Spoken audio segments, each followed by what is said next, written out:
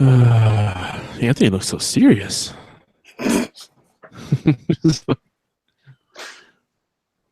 Now I gotta see if fucking YouTube is gonna do bullshit again and not show me the link to when we're live. So you never told me last night that I forgot to turn down my loopback knob. Now I gotta see if So fucking YouTube is gonna do bullshit. I mean, I'm hearing myself now, but I wasn't hearing myself. So you never told me last night that I turned down. Someone's got YouTube What open the fuck? and playing. So where the fuck is that coming I'm hearing from? myself now. Yeah, I'm on. Is it Are you on the YouTube page? I'm on the YouTube. Yeah, but I muted it. Okay. Yeah, I have mine paused. Where the fuck is that coming from? It says we're live though. Yeah. Are you on the YouTube page? I'm on the YouTube. Yeah, but I muted it. I would I check to make sure you don't have it in a second tab because it is definitely not muted. It says we're live though. Yeah. Or maybe pause it. Matt, can you send me the link to the chat? Because it's not that goddamn every fucking time with YouTube's bullshit. Like, here, look. I got a little sweaty there. Yeah, let me get it for you. All right. I wanna... It's in the chat, Corey. Thank you. Mm-hmm. All right. Pause that. Pop out.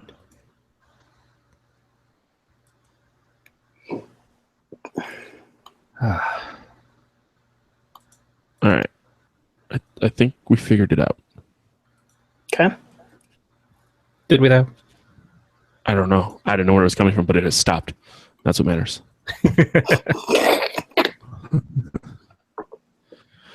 Right. Matt, did you apologize for not remembering your friend's name who Nope. sent you the beer? Nope, but I'm glad you reminded me. He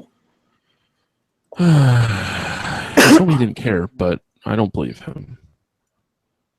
Seems like a sensitive man. I'm assuming neither of you watched The Bachelorette. No. No. Okay. There's apparently a guy who yells "waboom" all the time, and it's fucking hilarious. I was gonna say, what did JF say? Does it look like I suck dick? Just, pretty much. Yeah, it does look like it. Inhalation of genitalia. All right. We can start recording if everyone is ready. Cool. Maybe I'll get to bed at a decent hour tonight, Corey. Ditch. I had to, once we finished last night, I had to stay up and watch a goddamn so movie. bad. Making my dinner to watch terrible. Hostel. Meatless meal, by the way. Meatless meal. Oh gosh. It's wow.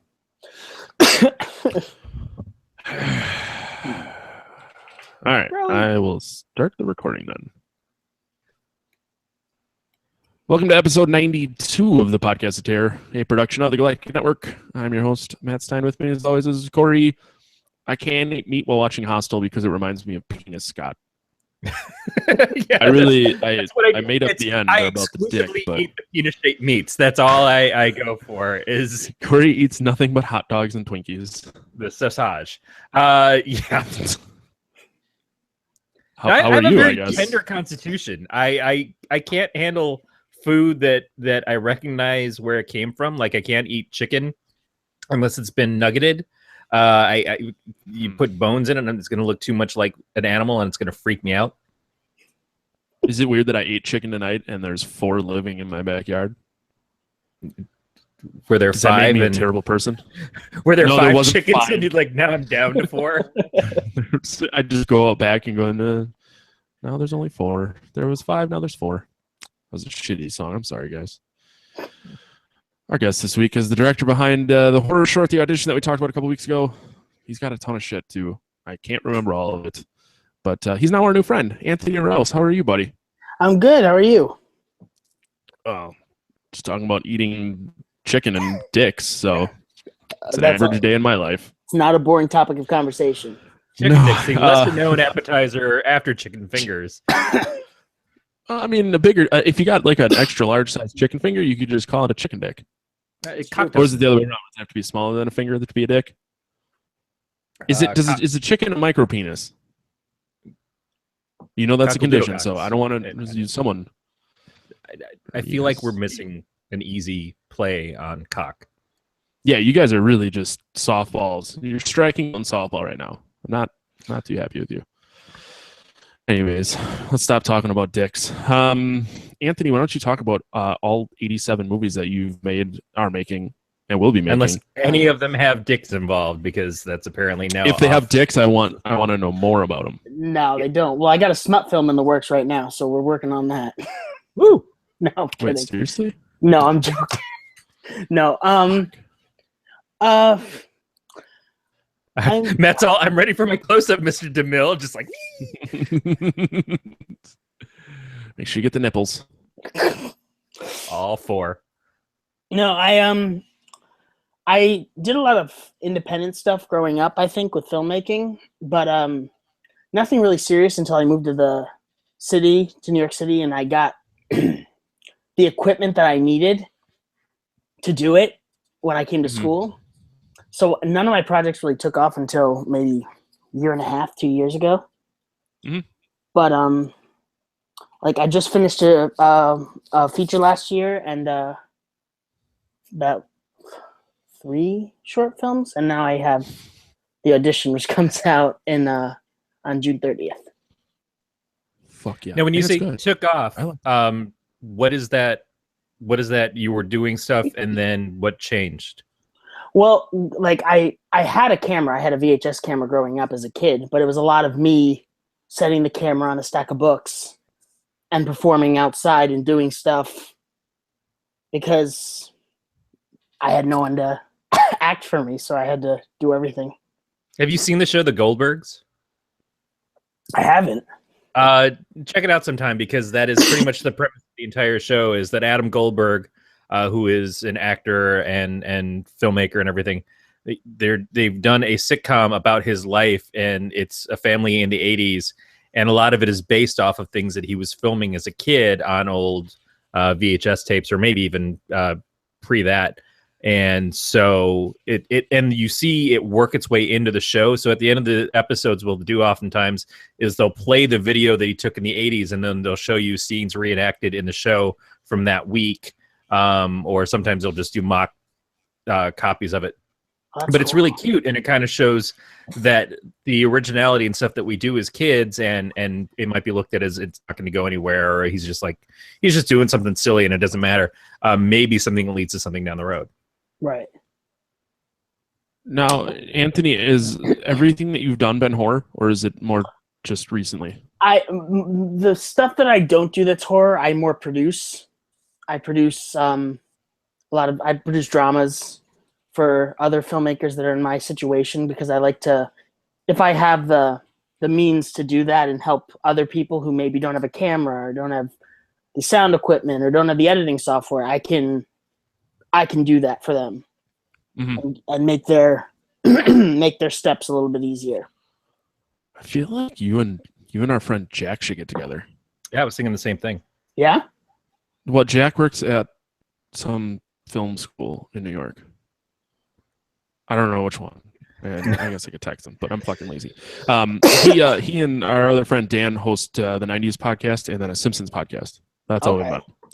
But Jack is a big movie guy, sad sack. Overall sad sack. He's sadder than he is in the movies, but that's... Yeah, me too. Just kidding. It's cool, yeah. But he's also wound up in different things. He's certainly written stuff. He, like you, he wrote a lot of stuff as a kid, and he's never stopped creating, but he's had to look at where the next steps are as to what he can do as an adult, and he's obviously focused on teaching, but he still does some stuff on the side of that. Yeah, and he's a really also talented, fun guy, so he's a good guy to meet anyways. Right, totally. Yeah, he's also a sweetheart. He's a dear friend. Let me get that out there, because I know he listens. I don't want him to think that, I don't want him getting sad. I don't want sad Jack to be sad. It's okay. Jackie, no sad. Jack and Dan are two of my favorite people in the fucking world, easily. If I had to rank them, I think Jack might come first. Well, because he's quick. because he's quick. He gets the job done quicker. Yeah. Where are we? What are we talking about? Why are we here? We are here. We're going to be discussing the 2005 movie Hostel. But first, we're going to did you recommend people can go to gncast.com/pot to find show notes, our contact info, and subscription links. And they can also chat with us on our Slack during the show if they go to gncast.com/signup, or if you go to the YouTube page. We don't have an official YouTube page. You just look at Podcast of Terror, and you can chat with us during the show there as well.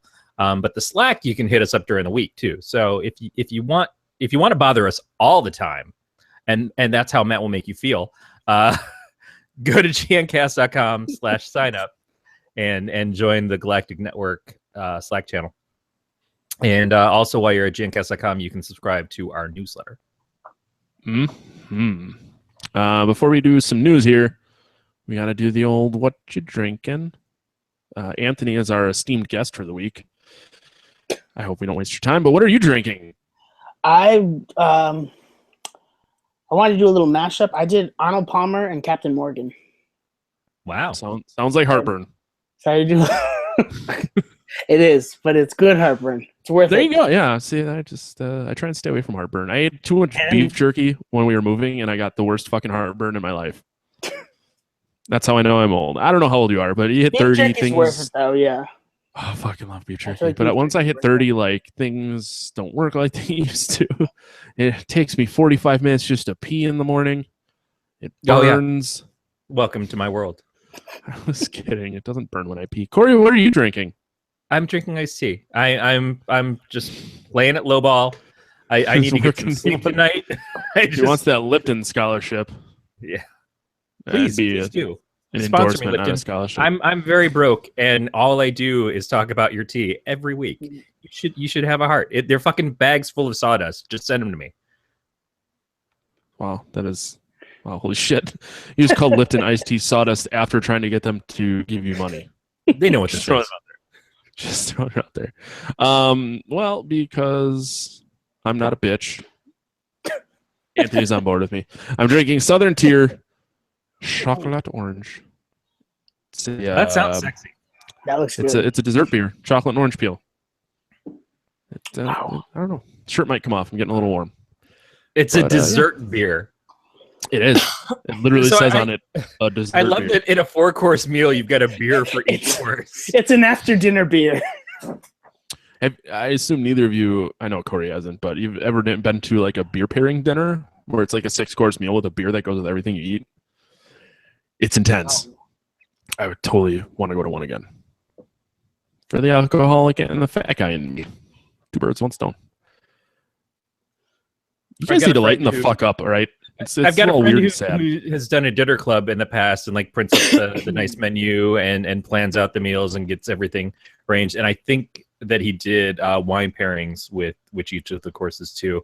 See, I'm trying to find a beer that pairs with McDonald's chicken McNuggets and sweet and sour sauce. Oh, it's got to have some sort I think of it's like natural light, but you never know. It's off-brand Michelob. Kirkland Light. Oh yeah, there Costco's you go. Beer brand. We can do that one. All right, let's get into some news here. First one we got up is the AMC is going to be developing a series based on, I'm guessing it's NOS4A2. NOS4A2. Nosferatu. All right. That was, and I have a camera tonight, so if you're watching, you saw the wheels slowly turning. I never picked up steam. You saw the synapses go orange chocolate beer, woof, and just trying to make words happen.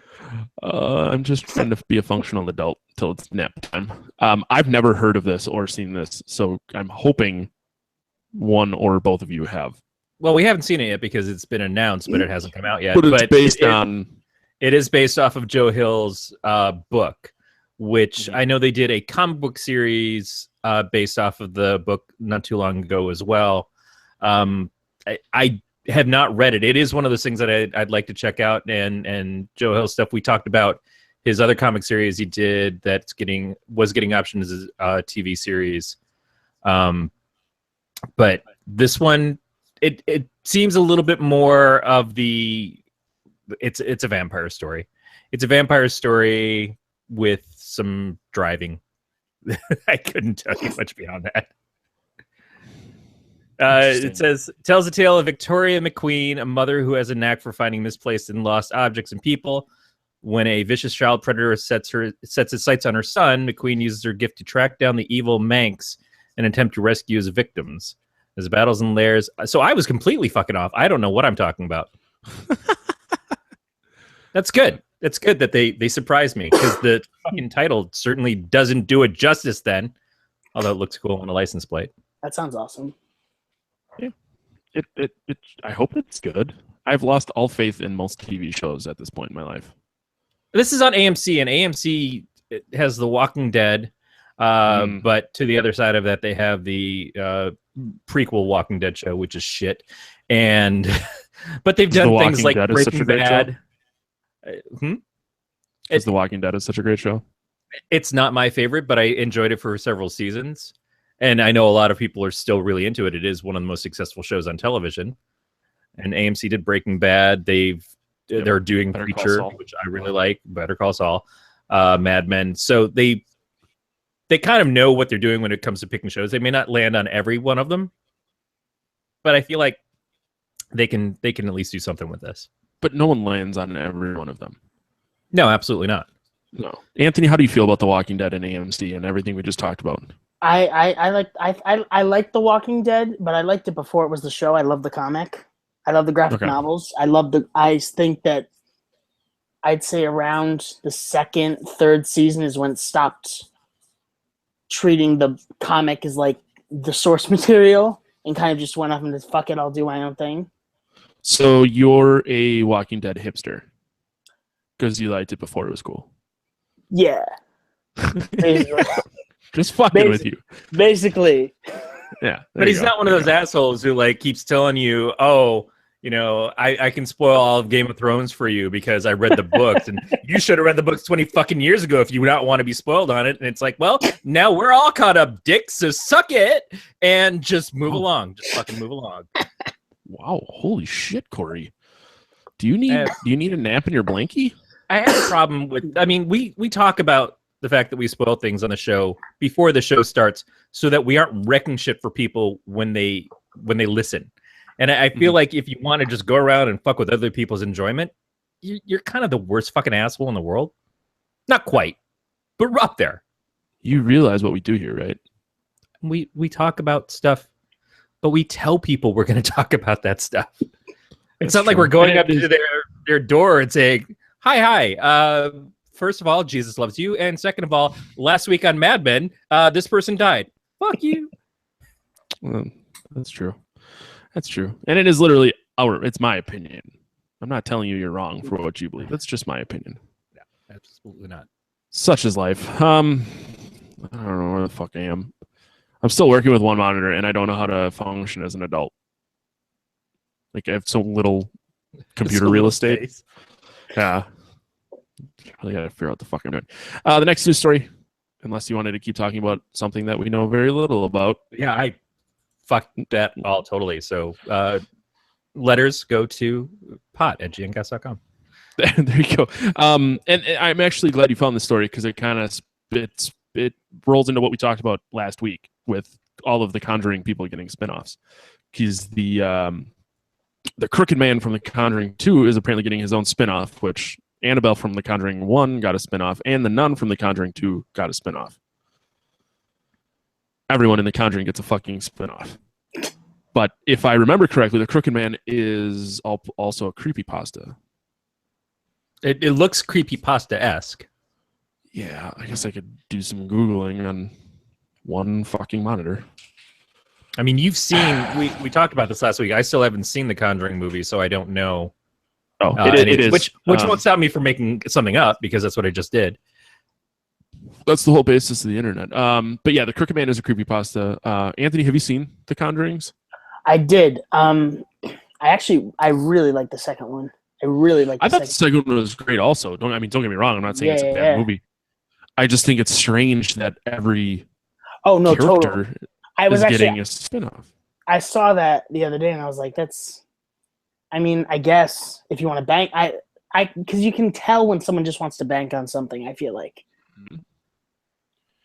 Which I guess I don't disagree with. I mean, strike while the iron's hot. Make your money, boo boo. Right. Who am I to stop you? If I can make money talking on the internet or get a Lipton sponsorship for Corey, then I would. It's sawdust. It's sawdust. The amount of beer that I drink on the show, and no one has given me a beer sponsorship or sent me people have actually sent you beer though, so it's almost like you're being sponsored by the fans.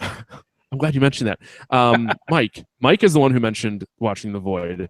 I'm sorry for forgetting Mike. I'm sorry for not paying attention to the movie because I was drunk in a hotel when I watched it. But you should kind of just come to understand that that's what's going to happen. This is my life. In about 20 minutes into this, Matt is going to forget that we're here talking about a movie. So don't feel bad, Mike. But thank you again for recommending the movie and for all the back and forth emails and stuff. I see them, even though I don't really have a lot to do with them. That's why I gave him my personal email, because I was sick of you spying on me, Dad.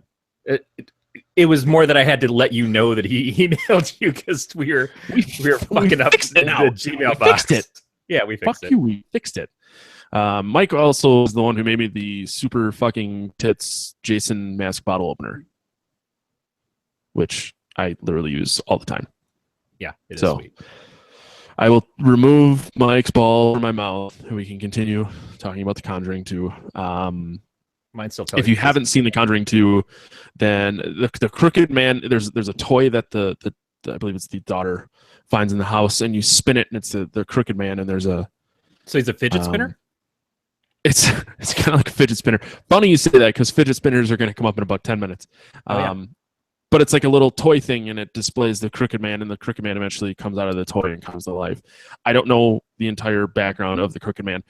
But there was an old nursery rhyme of the Crooked Man, and I remember it from the Friendly Ghost cartoon, where he's skipping down a road, and he's singing there was a crooked man, he had a crooked smile, he bumped into a crooked fence. No, he walked a crooked mile. Anyway, it was all fucked up. Casper, dead people. Should have found a crooked sixpence against a crooked style. He bought a crooked cat with a crooked mouse, which caught a crooked mouse. They all lived together in a crooked house. Yeah, I think they cleaned it up for the kids' cartoon and got all the British out of there. Sixpence. What the fuck is a sixpence? I don't know. None the richer is what it is. So I shouldn't look up what a sixpence is? No, it's like people, like I would say Fortnite, which is actually 2 weeks, but I just say it because I want to say it. You know what? I'm a man. Leave me alone. Fuck you. So what I was just trying to say before Corey so dickishly cut me off. Eloquently, you mean? Yes. Yes, everyone getting a spin-off is kind of shitty and kind of dumb, but in some cases it may be really good. It would be really cool to get the backstory of the Crooked Man as well as the Nun, but they can fuck it up, so please don't fuck it up. I'm done. That's my rant is over. Well, famously, we often say, "Oh, I wish they would have gone into that a little bit more." Oh, I wish they would have developed That's what she said. the story more. Yeah, thank you. To me, literally. But then, I mean, how much can we complain? It's like, oh, well, they bring out this Crooked Man in this movie, and he's only there for 5 minutes, but I don't know anything about him, and where did he come from? Well, now we're going to get to see that, so it's kind of our fault. Because they listen to us. Obviously, they don't work for Lipton. No one ever listens to us. It's so true. Half the time, I don't even listen to you. Yeah, that's also very true. I'm sorry. Did I cut you off, Anthony? No. Oh, okay. I feel like I don't even feel like chiming in because I feel like this is just so entertaining. I love watching. I'm like, you're so quiet. I'm like, you gotta jump in here. No, I know. I love watching you guys. That's creepy. For a guy who makes horror movies, be like, watching you. It's true. It's true. Boy. So yeah, Crooked Man's getting a movie. Where'd the tab go? Okay. I don't think it has a release date or anything. I don't even think they've done casting. Summer of 2018, it's gonna be coming out. So we'll revisit that one in 6 months when someone does something about it. The next story, which when I saw it, I audibly said, "What the fuck is wrong?" George Romero, who, if you're not familiar with who George Romero is, question your life. But his next movie is it's about race car driving zombies. See, that's what I was talking about. I was just thinking ahead. That's true. It makes sense now. But seriously, is he that out of fucking ideas? No, I don't think he's out of ideas. I think what George does is he finds a way to tell a story that sort of subverts ideas, usually about culture and about things that maybe need to be a little bit made fun of in American culture. And he utilizes it in a way that he also presents it with the undead, because that's what he does. That's what he's known for.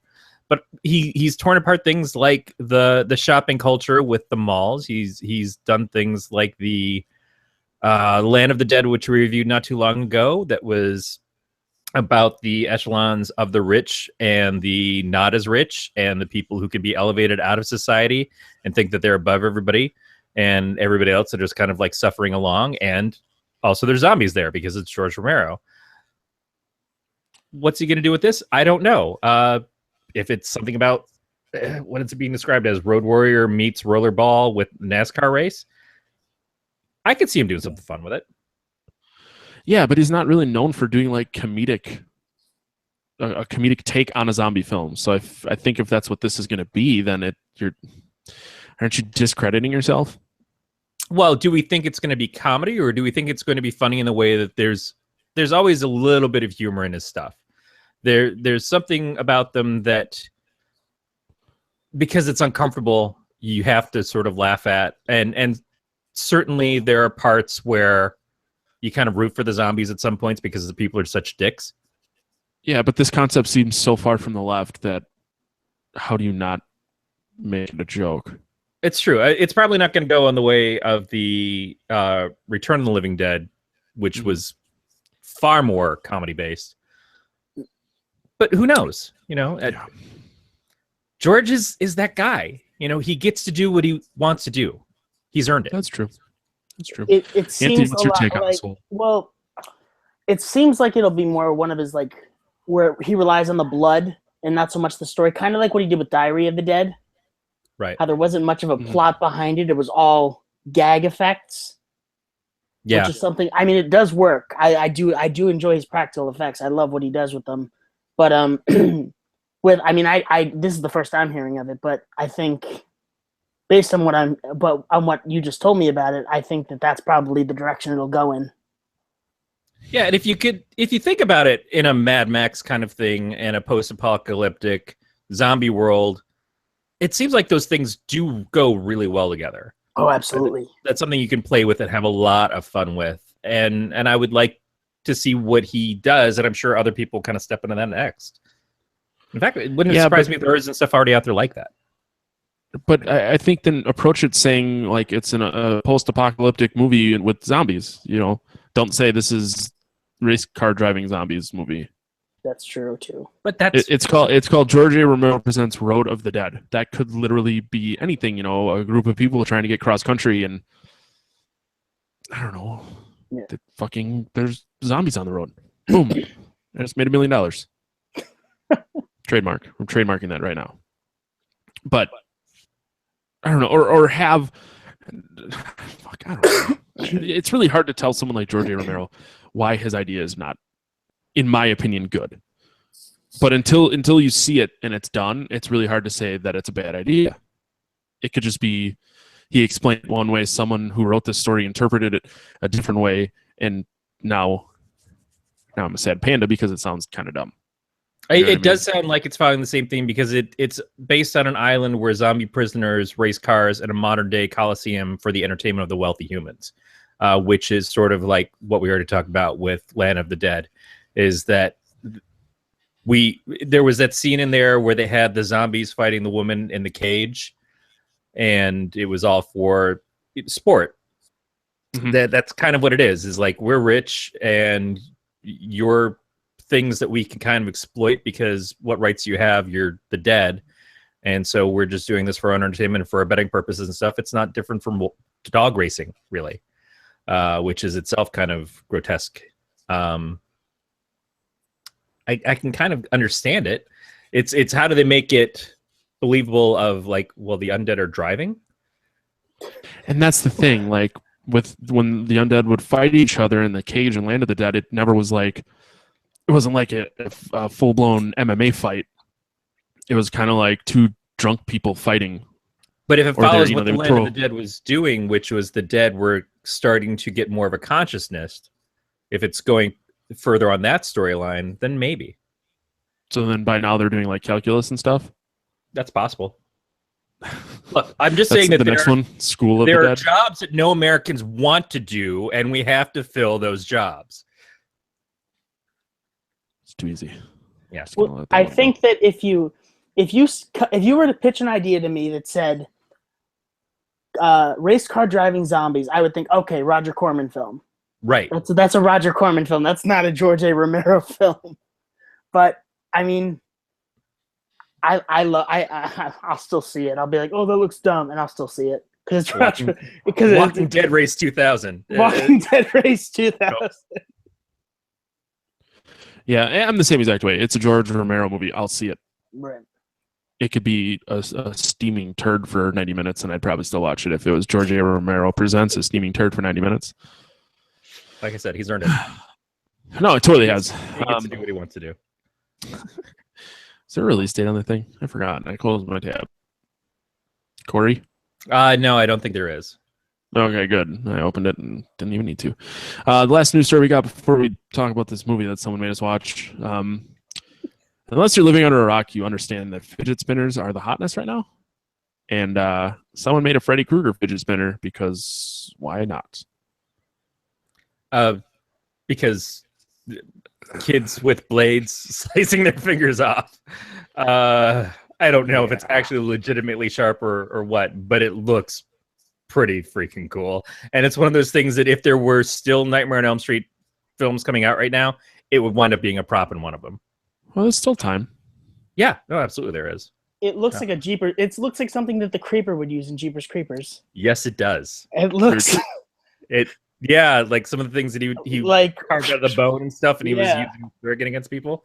Absolutely. Wow. But it is. I mean, mechanically, there's a video that they have as attached to the story, and you see the thing spin, and it just keeps running like a fidget spinner should.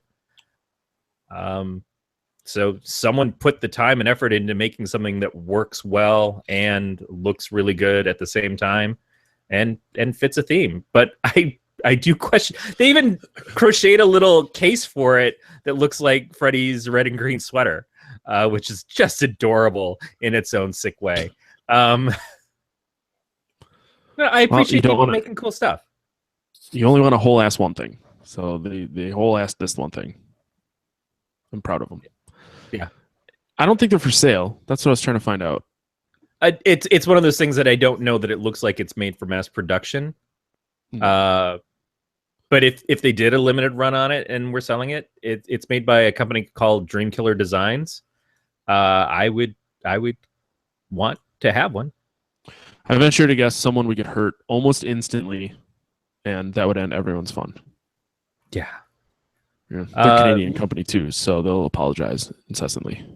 Yeah, looking at their Facebook page, they've got some other interesting stuff on there, and they seem to go a lot with the Freddy Krueger theme. So yeah, maybe it's something to look at. Yeah, fidget spinners. I know some people see them as a bad thing right now. I know that they help a lot of kids who have attention deficit problems, so I don't take issue with them. But they're also toys, so if you don't have ADHD or something, and you're just playing with it in class, and you're kind of part of the problem. See, I have a fidget cube for when I drive. Because when I drive long distances, if I don't have something, I will sit and pick my fingers, and then my wife yells at me. Yeah. So it's not only for children in class, Corey. It's for perfectly old men. That's what I mean, is that I would love this because I would absolutely, I feel like I could benefit from having a fidget spinner as well on top of having my fidget cube. So I appreciate it both as what it is and artistically what it represents. And the fact that I could probably kill somebody with it. Well, you heard it here first. Corey's going to buy one and kill people. Please don't do that, Corey. I enjoy having you on the show too much. Yeah. Let's move on. They haven't said you can't do podcasts from prison. You can start your own to be the podcast of prison. Toilet wine. You could show how to make toilet bowl wine. You could show who made you their bitch this week. That's whose true. pocket you're holding around the yard. Whose pocket you're holding? I was going to say that. God damn it! It's terrible that we both have the same thought process on that. All right, let's talk about Hostel.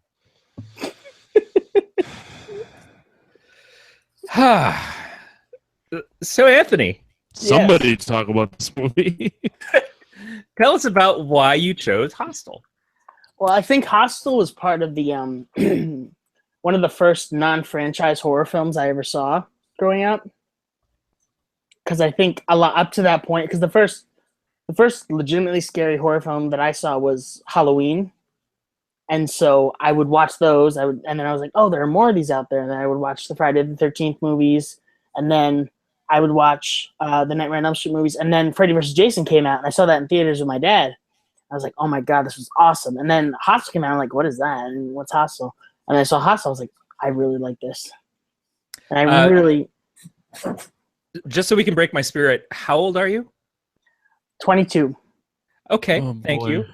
So I need that fidget spinner so I can put it up my own throat now. Even I feel old now. 22, and he's out there 22. making films, Matt. That's the other kick in the schnutz. I'm 30. I'll be 32 in September, and I don't even know how to get dressed most days. Still can't get both legs in. Fall and hurt myself. Threw my back out one time because there's a Amber Alert on my phone. It's a real fucking mess here. All right, I'm sorry. We should go on before I start crying. I run into pain because I sleep funny. Because that's a thing that happens. It's like, oh, I slept wrong. You what? How did you fuck that up? It's just you in a bed, right? Apparently. Anyways, go ahead, Anthony. Sorry, Growly said to get Anthony a milk bottle. Oh, God damn. Me? Well, you're the young one here. You're the baby. It's true. I need one. Oh boy. Anyways, Facts. But no, and I watched the first one, and it was really gritty and gruesome, and I really liked that.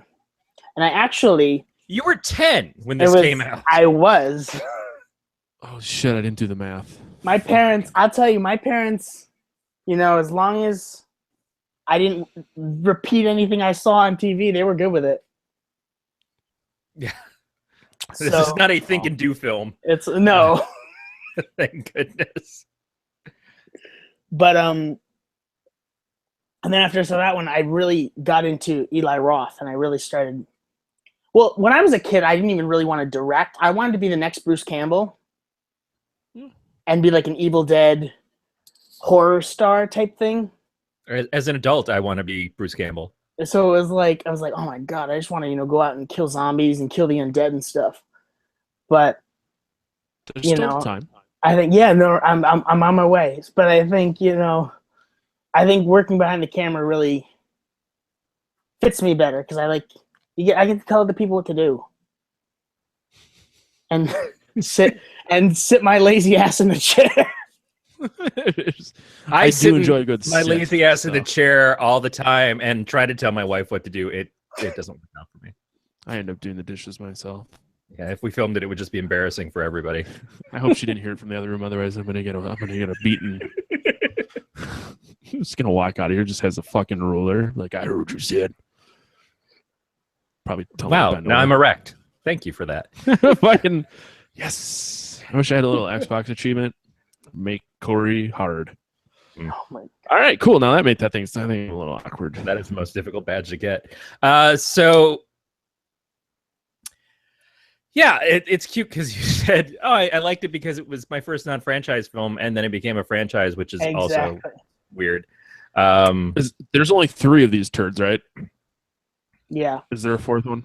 Well, Eli Roth did the first 2, and then they picked it up, and he had nothing to do with the 3rd one. So I didn't even. I feel better about that because the 3rd and the 4th one are. Well, the 3rd one's real bad. I don't know if the 4th one's actually out yet. I don't think there's a 4th one. I don't think so. Not that I'm aware of. Well, and they said it in Las Vegas, and the whole thing about Hostel is that it takes place in what is it? It's in Europe. Is it? It's not. Anyway, the Netherlands, is Amsterdam. No, it's God damn it! It's with an S.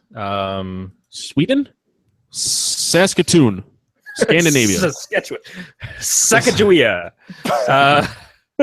Slovenia. Isn't it Slovenia? Slovenia, Slovakia. Shamazel. Slovakia. There you Slovakia. Well, that's the whole thing. It's like you're not under the protection of the U.S. anymore. You're in a foreign place. You're a tourist. You're basically, So that's why it was scary. Is that they controlled these lands, which is why I liked about it. I don't like the idea that they would take it to the U.S. Yeah, Slovakia. That's such a good point. But if you could keep your dick in your pants, then you had nothing to worry about. Totally, yeah. No, but that's the whole point. Is they're in the pursuit they're there to of get slay laid. trim. Yeah, they just want to lay some pipe, smash some sliz, and that's what ends up being the problem. Because U.S. girls aren't good enough. No, they're fine. They're fine. You know what? Dating a U.S. girl's never done to me. Get me fucking murdered. End of story. It's true. It's true. It's very true. Because fucking Eli Roth is the king of the unsympathetic character. I have yet to see a goddamn piece of shit thing that he does where I like any fucking person in it. I think in this movie, it was probably the poor Asian girl who lost her friend and then had her face get melted off and decided, oh, well, my life sucks, so I'm going to jump in front of this fucking bus for no reason. I have a very morbid sense of humor. The last 2 hours escaping and it's like, oh, but obviously the fact that I couldn't see out of the left side of my face all this time, I should have realized that it was gone. So, fuck it, see you, world. Now, suicide. During that scene, I looked at my wife and I just said, if someone fucking blowtorched your face, your eyeball would have popped. This ain't real. That's the only thing that came to mind. I'm like, this is very, very unreal. And especially when you cut the eyeball, I can't imagine pus would have come out because there's not enough time for that to get infected. That was oof.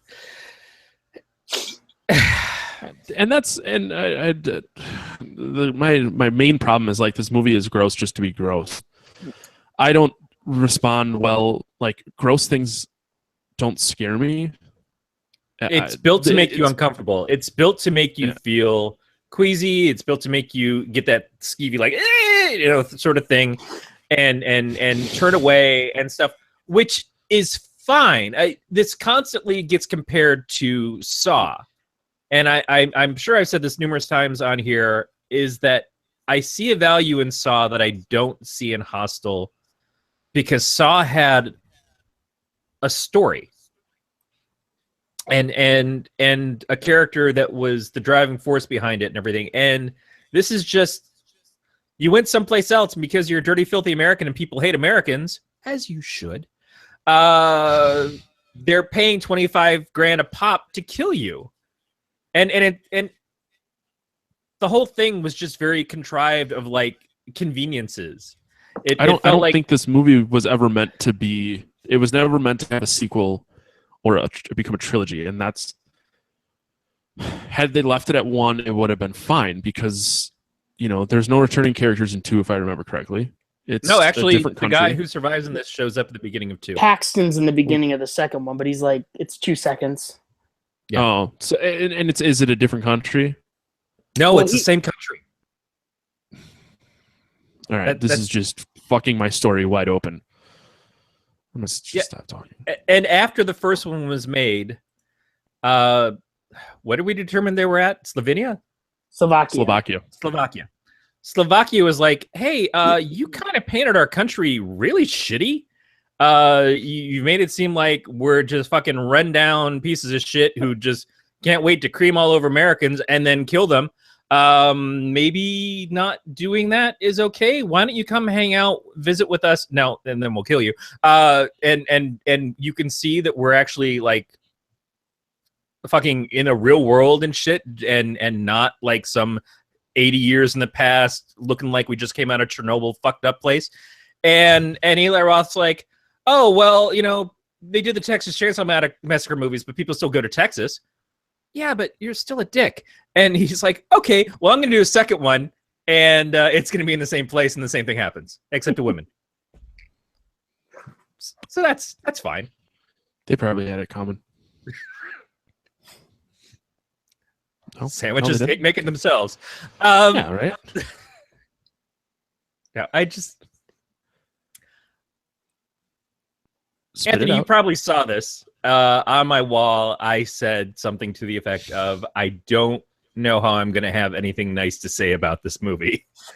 And a lot of people freaked out because they thought I was talking about Wonder Woman.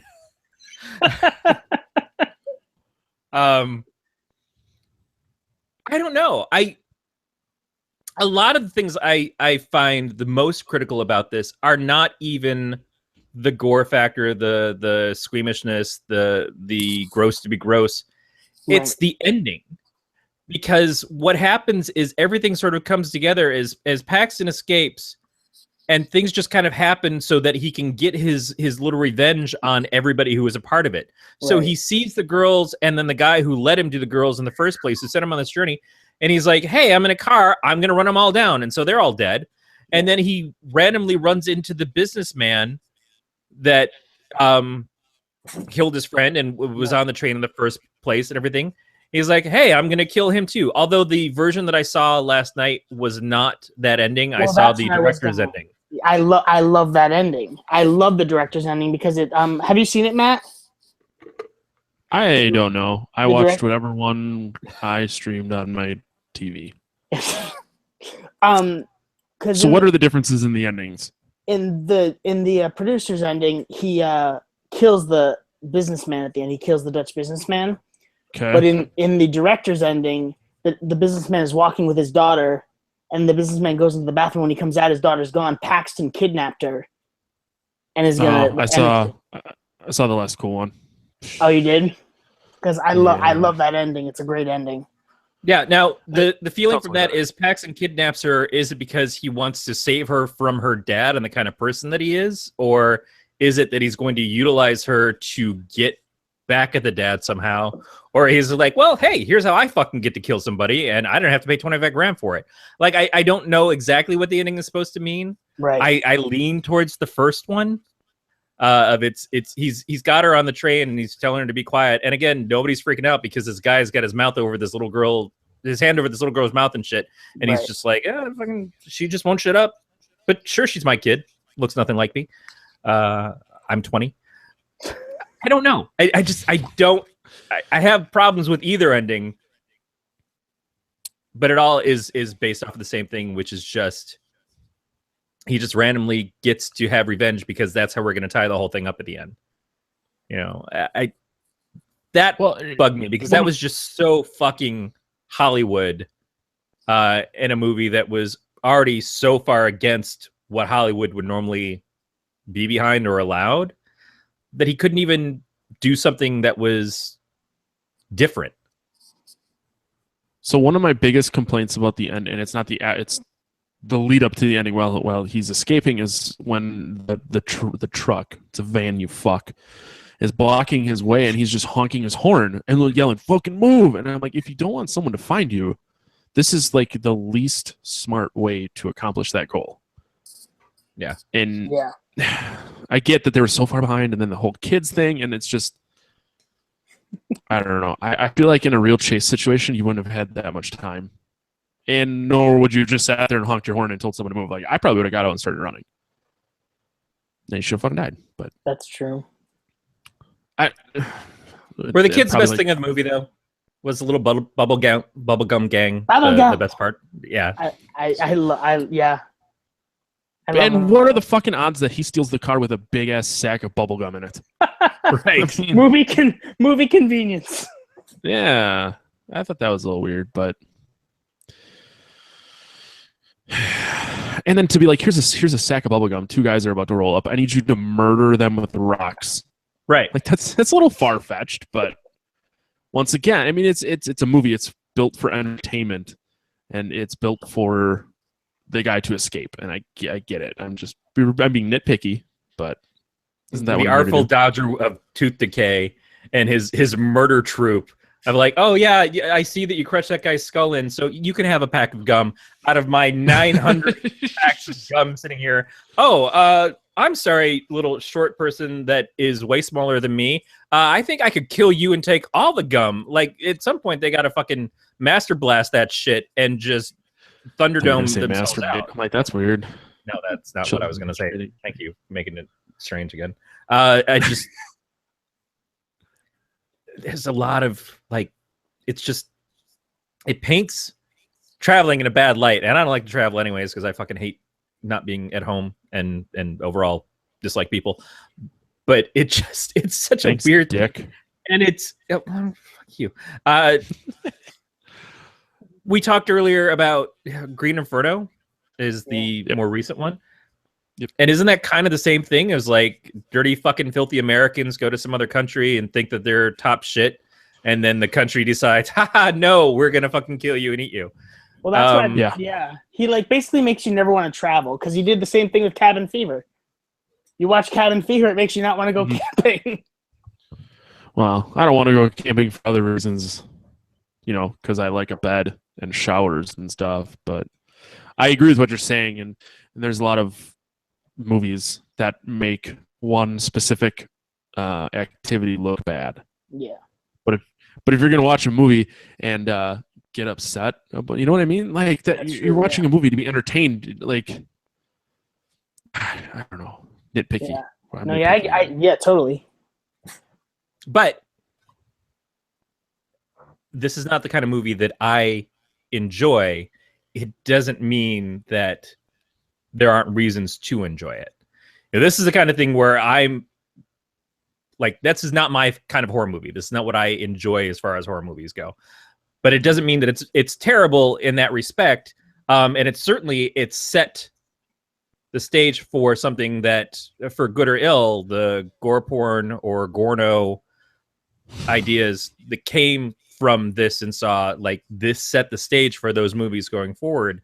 And there's a lot of people who really enjoy that kind of filmmaking and enjoy what this did. And so that's why I'm trying to say, Anthony, just because I don't like it doesn't mean that I'm trying to shit over you. Like, oh no, I totally get that. Yeah, no, it's and there I see the reasons why people don't like it. I understand there are reasons why people don't, because like, I mean, structurally, I don't think it's constructed in a way that's set in a horror formula that would be like for people to like. It's very it's very, I'm trying to think of the word. There are weak moments where I don't think it's structured the best as a film. Yeah, and you saw it when you were 10. That's true. When I was 10. When I was 10, anything was awesome.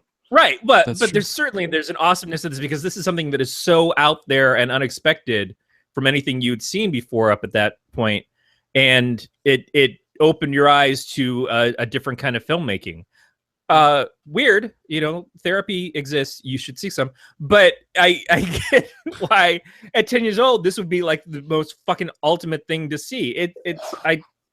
I know that when I was a kid, and I talk about this, like, I didn't see Labyrinth as a kid, but people I know that are my age that saw Labyrinth when they were kids fucking love Labyrinth, fucking love Black Cauldron and Neverending Story and shit, because at that age it affects you differently than if you see it now. Same goddamn movie, but a different play on you. It's like kids who grew up seeing Star Wars, the original series, versus kids who were young when the prequels came out. Right. The prequels are never going to be my fucking movies, but to my nieces and nephews, the prequels are great because that was their first exposure to it.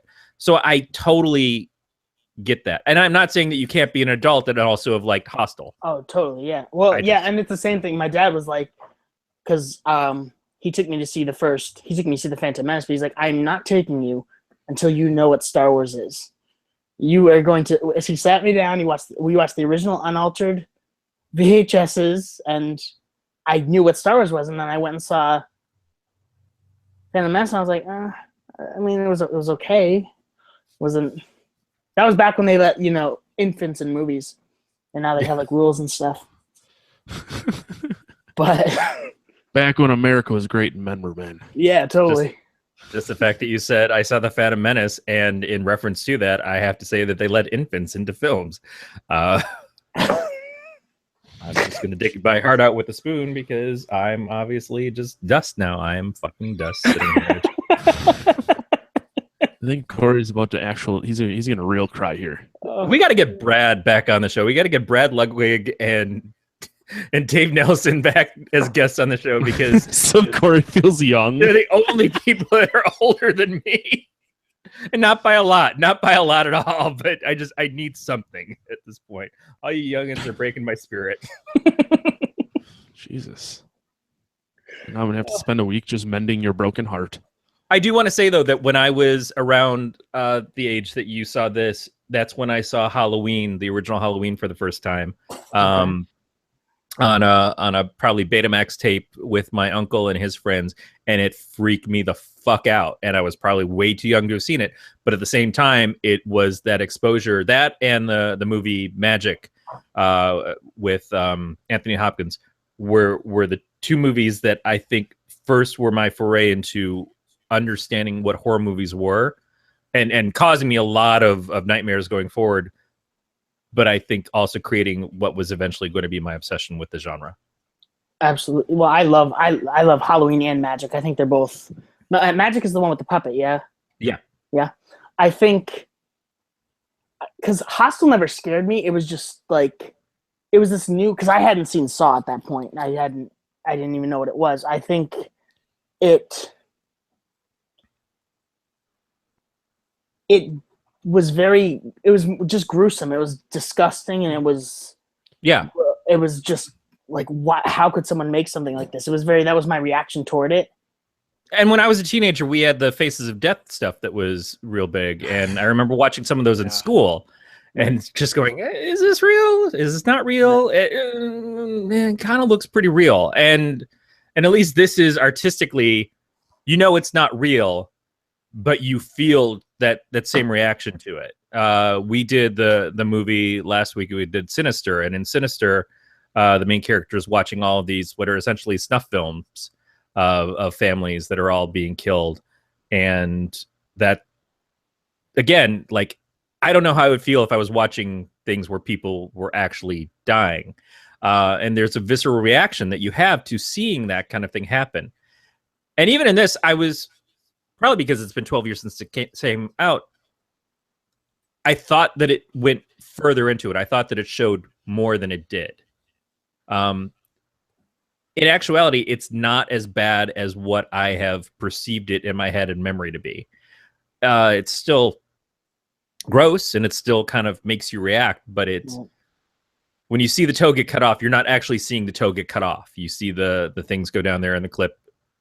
You're not seeing him get drilled in the chest and the leg, really. It pans away, but it's just enough to make you think that it's happening and believe it, and that's the buy-in, and that's actually good filmmaking. Yeah, but then you have the eyeball and the pus and the caved skulls. That's true.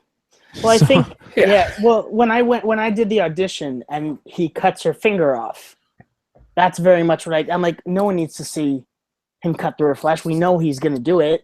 Because we see it in the next frame. There's no need to see the act, because I feel like the scariest moments of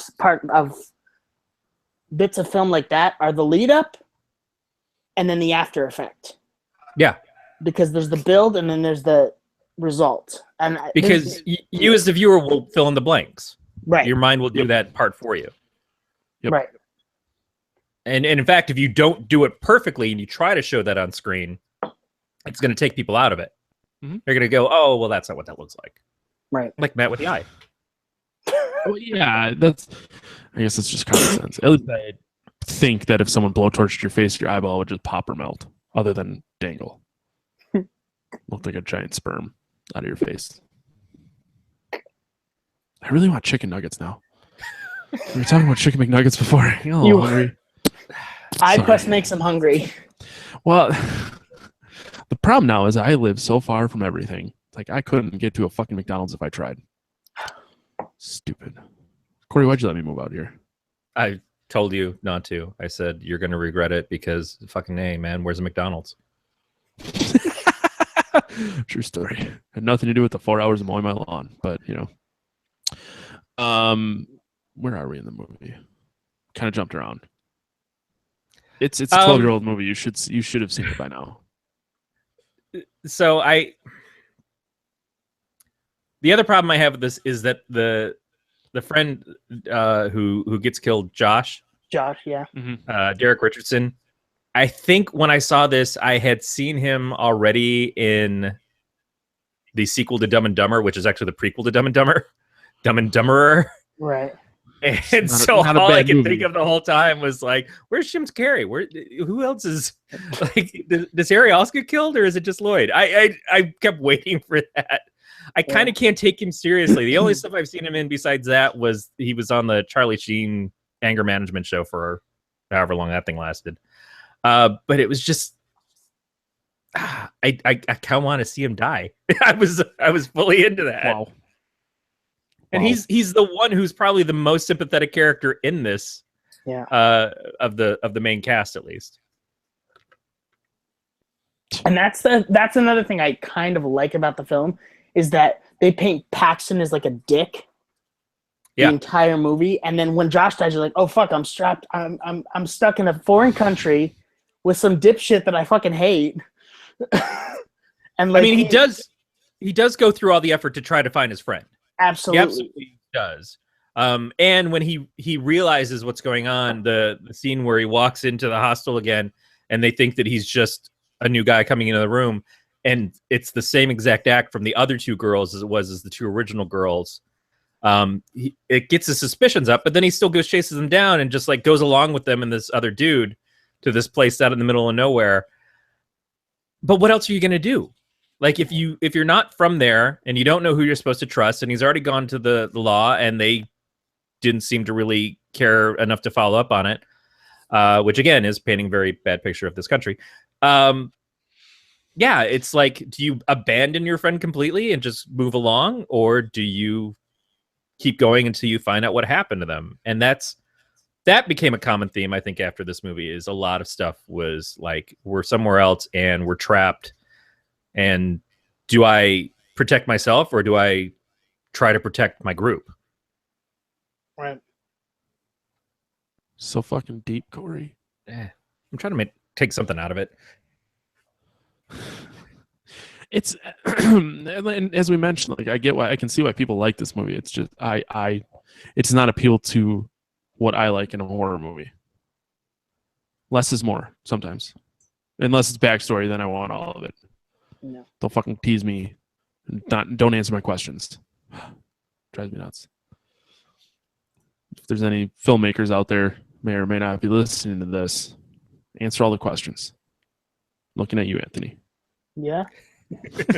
Just, well, that's me being a selfish person, but I get what I got you. Yeah. Well, that's another thing with the audition. It gives you the backstory, but not in the order that you think you're going to get it. I think. But you still get enough backstory for it to be satisfying by the end. Right. So I have no problems with how you made your short. And you guys liked it? Did you enjoy it? Yeah. I did. Because there was an actual story there, and because of the way that you presented it by doing it out of order, I think even added to the interest. Because it's not just, it starts out seeming something akin to this, but it goes into the effort to explain it and make it into being something else. Right. And that's it. It didn't just say, here's this, and that's all there is. You actually went further and you gave it depth. And that's what I feel like this is missing. And Eli Roth was still kind of early in his career at this point. He had a lot still to learn. It's kind of interesting that Quentin Tarantino was one of the executive producers on this. There's that scene in there where they're showing Pulp Fiction on the TV, and it's got the great voiceover of the foreign language and everything. But I feel like Quentin was at a point where he wanted to do stuff like this, but he didn't think he could do it yet because all of his success while doing extreme things hadn't gotten to this extreme yet. And it was probably just shortly after this that he wound up doing Grindhouse, and that being something very different for his audience. And not as successful, but it allowed him to scratch a niche that I think he had for a while. Yeah. Yeah.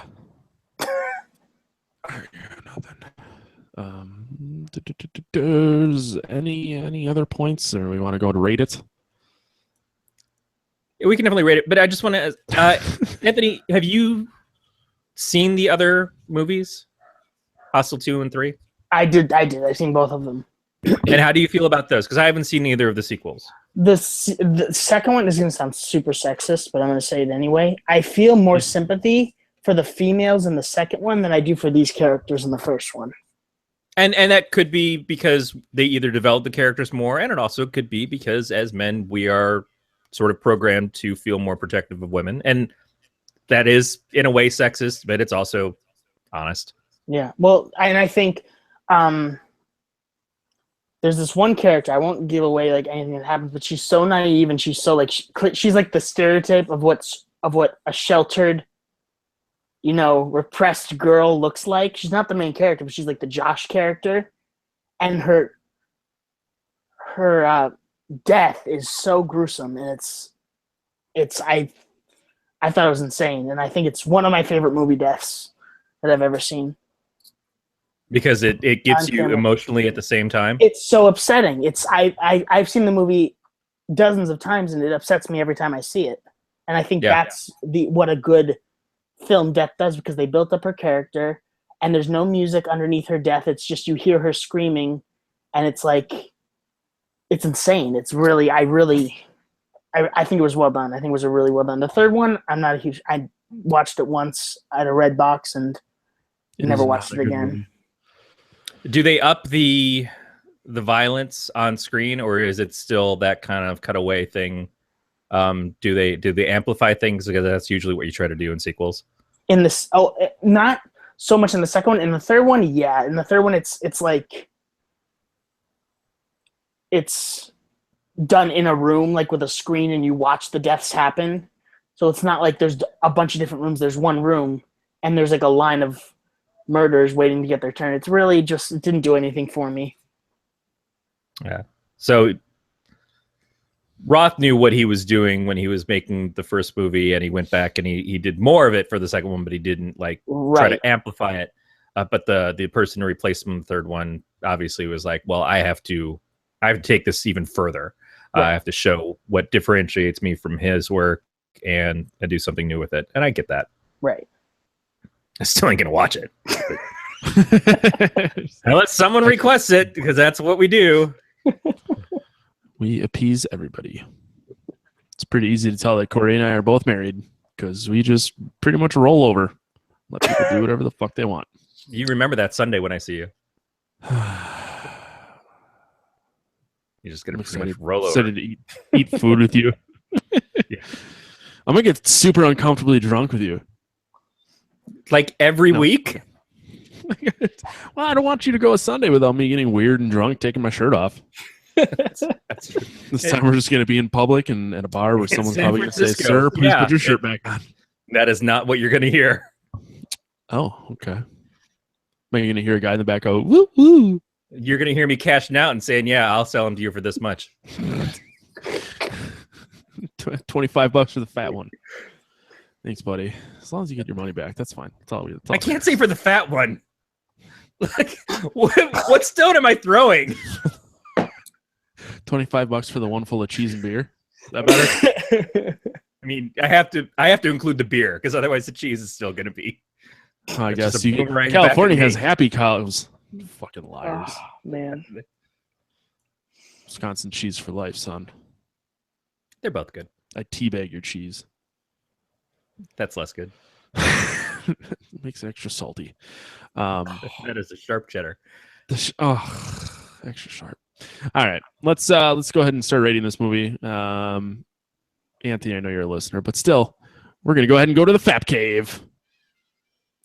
So if you are unfamiliar with our fapping, that's a jerk off reference.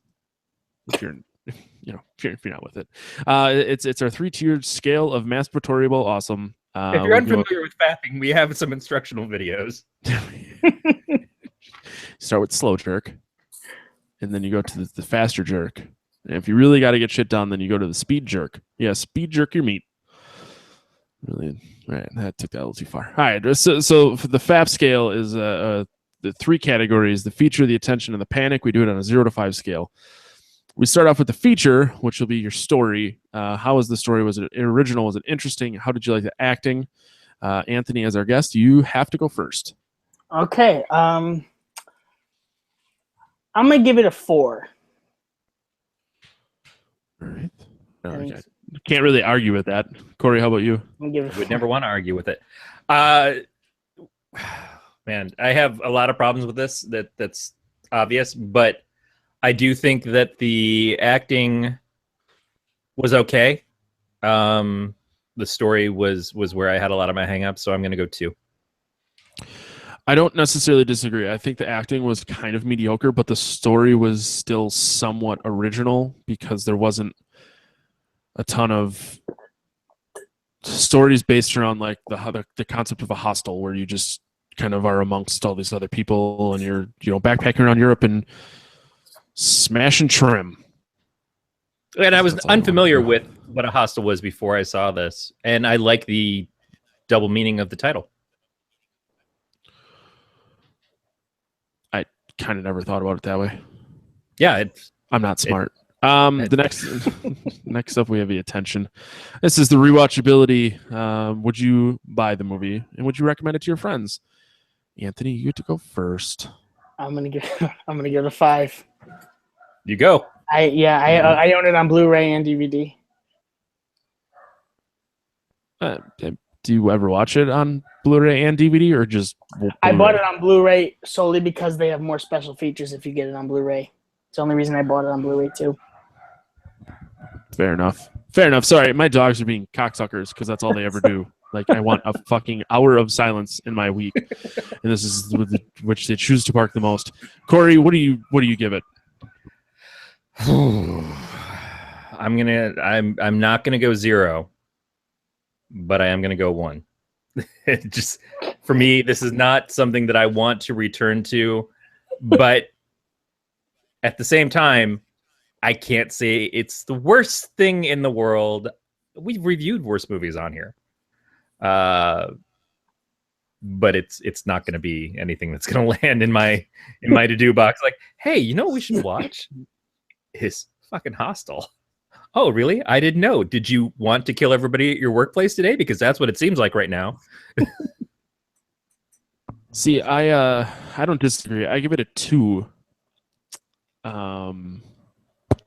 Just because it's not the Manos the Hands of Fate, and it's not Grave of the Vampire.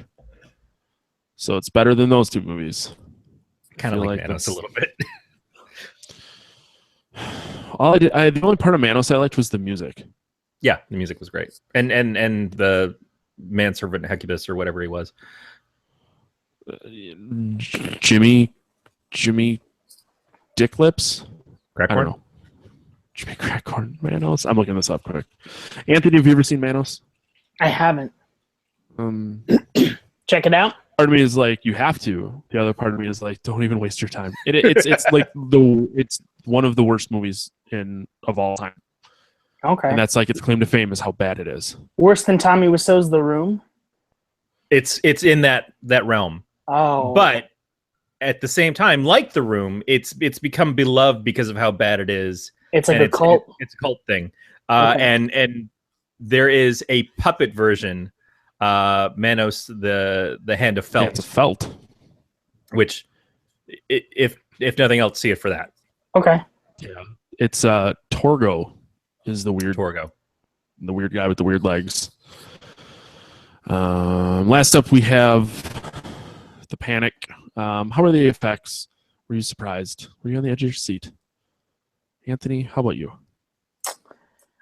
That one I'm going to give a 3 because I felt like I knew where everything was coming from. There weren't really, the effects were good.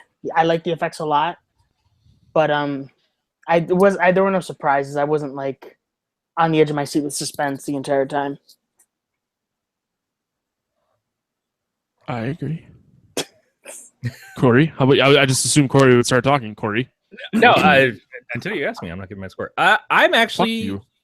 I'm gonna go 3.5, and the reason being is that I think that what this movie, its whole reason for being is the scenes of the torture, and I think it does those effectively in one way. I was again surprised that it wasn't as bad as I remember it. Maybe I've become more desensitized as I've aged. Maybe talking to Matt every week, I've realized that it's okay to hurt people. I just,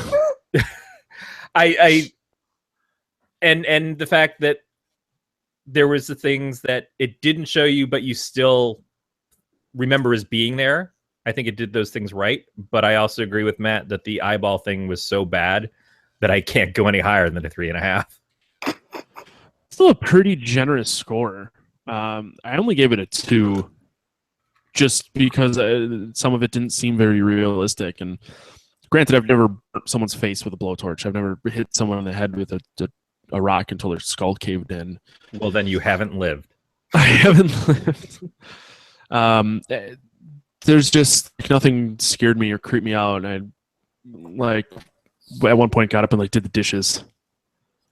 So it was one of those where it was like you could kind of come and go, and there was nothing keeping me there. Whereas like another callback to last week was Sinister, that I think it's a good movie. So I sat there and I wanted to watch it. I was just kind of like, well, I'll just go do something else for 5 minutes because I have the attention span of a newt. Corey. Yeah. Also Eli Roth said in 2015 that he's more than happy to do Hostel 4. Yeah, I saw that. Did he have anything to do with the remake of Cabin Fever? He executive produced it. But just allowed somebody to remake the entire fucking movie that fast? Yeah. And They just used the script. Yeah, it's just so wonky. That's the same kind of thinking that got us the Psycho remake. Be that as it may, hey, you know what? You might like Hostel. You might think it's the greatest fucking movie in the world, and you're not wrong. You're not wrong. But if you want to try to convince us that we're wrong, you're allowed to do that by leaving us a voicemail at 805-328-3966 or email us at pot@gncast.com. We like to hear from you, even if it's to disagree with us. In fact, it's better that way. #FatHipsters.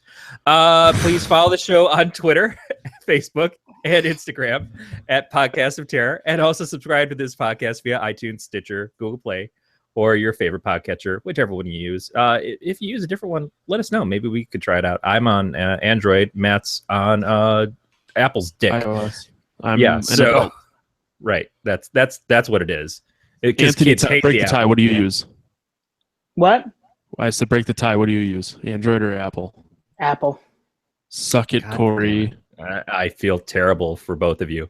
All subscription links and options can be found at gncast.com/subscribe. And you can join our Facebook page for our network under Galactic Network, or you can look up Podcast of Terror on Facebook. We have a page there too. We actually try to post stuff there sometimes. It's not often, but we're doing a little better. And then it brings us to you, Anthony. Anthony, where can people find you? Where can they find your stuff? Where can they talk to you? Tell you look pretty. They can find me on I have a Facebook page. I'm on Vimeo and IMDb. And what should they be looking out for you on right now? What films? Yeah, if you want. Now, Audition is coming out when? Audition comes out June 30th. Okay, so that's something that they should be looking forward to, and they can learn more about that if they follow your Facebook page. Absolutely, yeah. Great. Well, so when Audition comes out, where is it going to be available? We're talking to a couple different distributors right now because we're trying to release it on the platforms like iTunes and Amazon. So we're working on that right now. Nice. Excellent. Wow. we'll be sure to when that gets hammered out in the future episode, we'll be sure to update people so they can check it out, follow all of the shit that you do. Corey, where can people find you? You can find the comics I help publish with Levi Krause at don'taskcomics.com. You can find my wife's lowbrow artwork, which, if you like Hostel, some of the stuff might be suited to your interests. You can go find her on Instagram at hag_attack, or you can go to arthag.com. It'll lead you to her Instagram and show you some stuff there as well. Awesome. You can find me on Twitter and Instagram at MetLifeCard. If you want to see how drunk I get on a weekly basis, you can check out Untapped MetLifeCard there too. Thank you very much for listening to yet another episode of the podcast here. We will talk to you guys next week. All right. I'm going to kill YouTube. Bye, Thanks YouTube. for hanging out. Thanks for hanging out. Growly. Melissa, Growly. Melissa, you have to let us know if you actually killed say Jason, anything. or if you're just playing Jason. Either way. If her experience is like mine, it's hard to get into a public match. Although I think she was doing a lot of private stuff. She's probably busy running away or trying to fix a car right now, so she will not respond to any of this.